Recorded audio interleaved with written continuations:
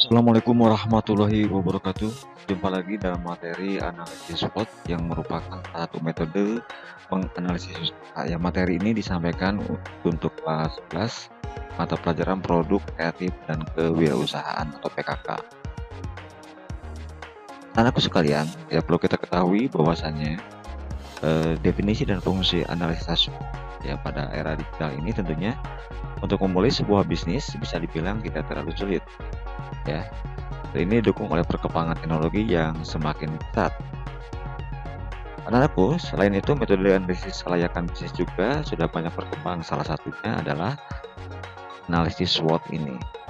Nah, apa itu analisis SWOT? Ya, analisis SWOT merupakan salah satu model dalam menganalisis suatu organisasi yang berorientasi pada profit atau keuntungan dan non-profit.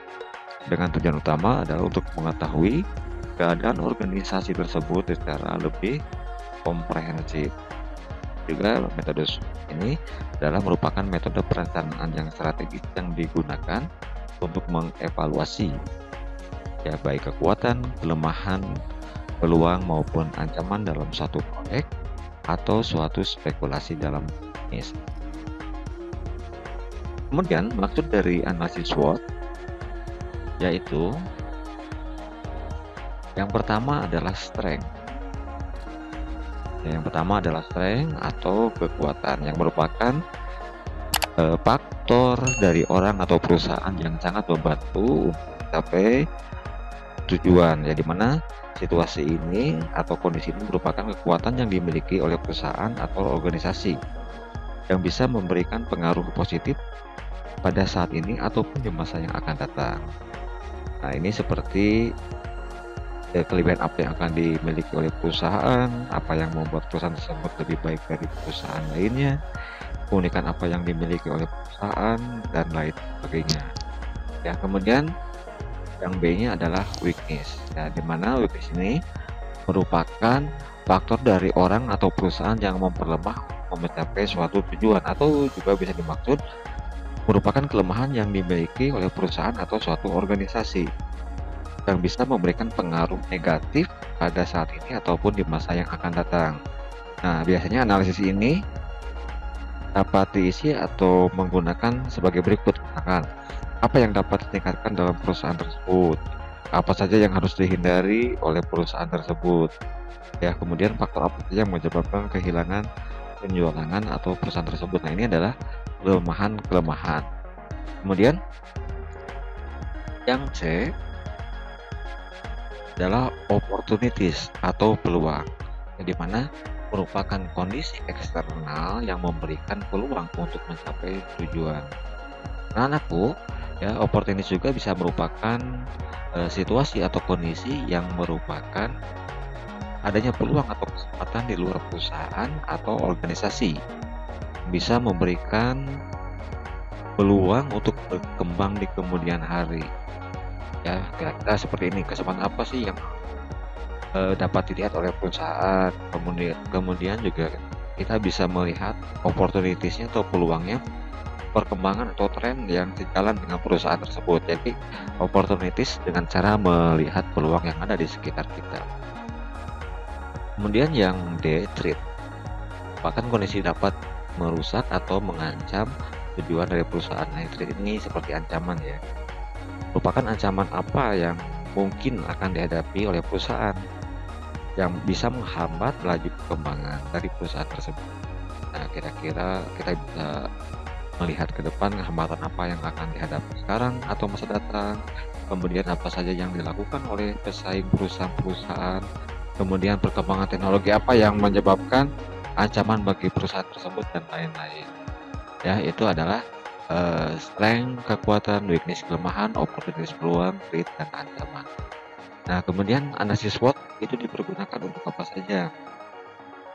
Di sini adalah untuk memasuki sebuah industri baru, kemudian memutuskan meluncurkan sebuah produk baru, kemudian yang C adalah menganalisis perusahaan pada saingan usaha dalam kurun waktu tertentu.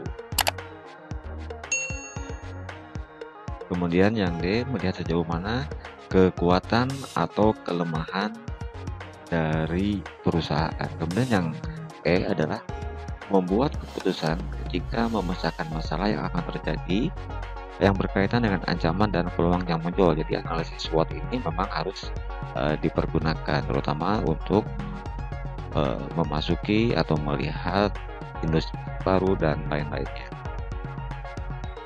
Kemudian berikutnya adalah yang kedua, peranan SWOT.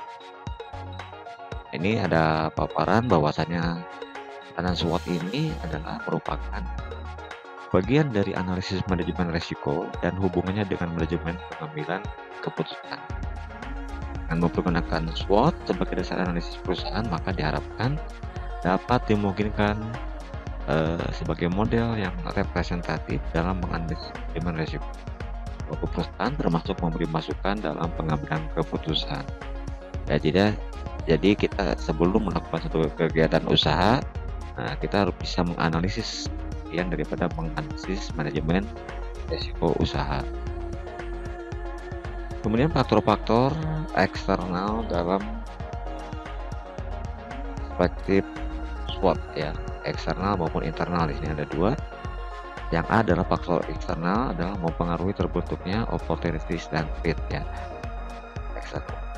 Eksternal dan internal ya, di mana faktor ini menyangkut dengan kondisi-kondisi yang terjadi di luar perusahaan yang nantinya akan mempengaruhi dalam pembuatan keputusan.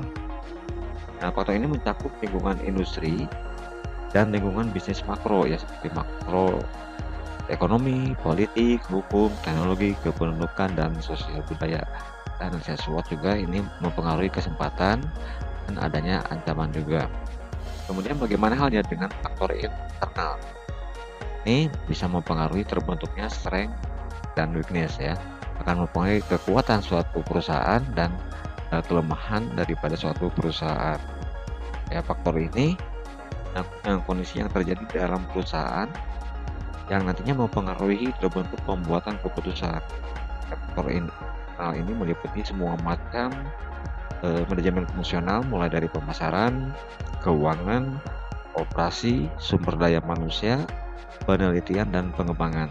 Nah, sistem informasi manajemen dan budaya perusahaan.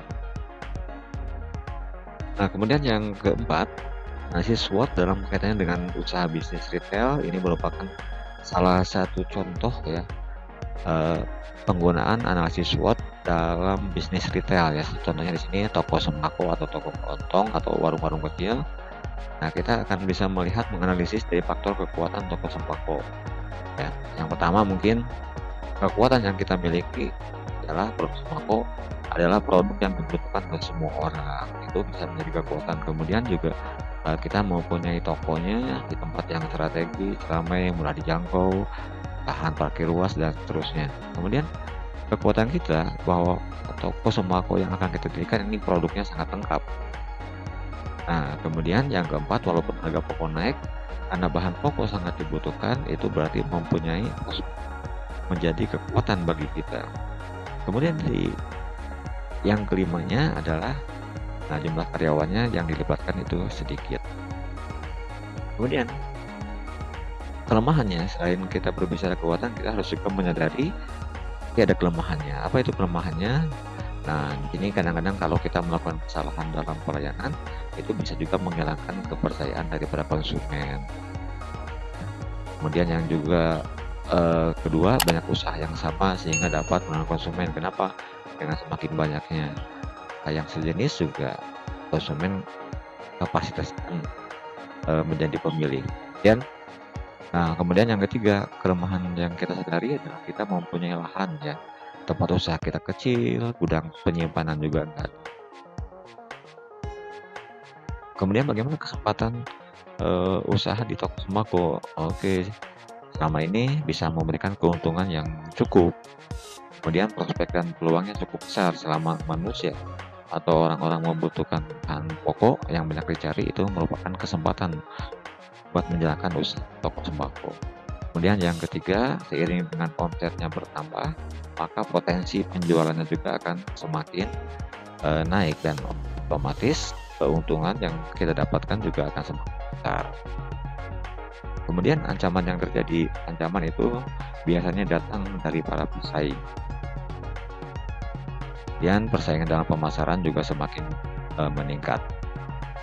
Nah, kemudian strategi-strategi yang kita jalankan untuk analisis SWOT ini adalah kita harus bisa mencerna, mempelajari bagaimana cara kekuatan kita bisa mengambil keuntungan dari peluang yang ada saat ini. Nah, jadi artinya kita mengoptimalkan segala kelebihan usaha kita untuk mendapatkan keuntungan ya dari usaha-usaha yang ada saat ini. Kemudian yang kedua adalah bagaimana cara mengatasi kelemahan yang menghambat kita dalam mengambil keuntungan dari peluang yang ada. Ya, seperti kita ketahui bahwa kelemahan yang kita miliki adalah merupakan kekuatan bagi para pesaing kita. Itu pula sebaliknya, kelemahan para pesaing kita itu akan bisa kita ambil menjadi kekuatan bagi kita. Sehingga dengan adanya kelemahan-kelemahan tersebut, itu akan mengambil keuntungan dari peluang yang ada. Kemudian yang ketiga adalah bagaimana kekuatan mampu menghadapi berbagai hambatan atau ancaman yang ada. Ya, artinya kalau kita mempunyai segala kelebihan atau kekuatan itu bisa menjadi hambatan, ancaman-ancaman yang ada, baik itu dari pesaing, dari faktor eksternalnya, dan seterusnya. Kemudian yang terakhir adalah bagaimana cara mengatasi kelemahan yang ada dan mampu membuat ancaman yang baru. Oke, ya, karena kalau kita tidak bisa mengatasi kelemahan yang ada, maka kita akan membuat ancaman-ancaman baru dari para pesaing kita. Kalau tidak segera kita memperbaiki semua kelemahan-kelemahan yang kita punyai. Contoh tadi seperti bagaimana kita tidak mempunyai lahan yang luas, itu kita mengoptimalkan lahan yang ada. Oke, itu saja materi analisis SWOT untuk materi kelas 12. Terima kasih, sampai jumpa pada materi berikutnya. Jangan lupa like, subscribe, dan share YKTB channel. Sampai jumpa, terima kasih. Assalamualaikum warahmatullahi wabarakatuh.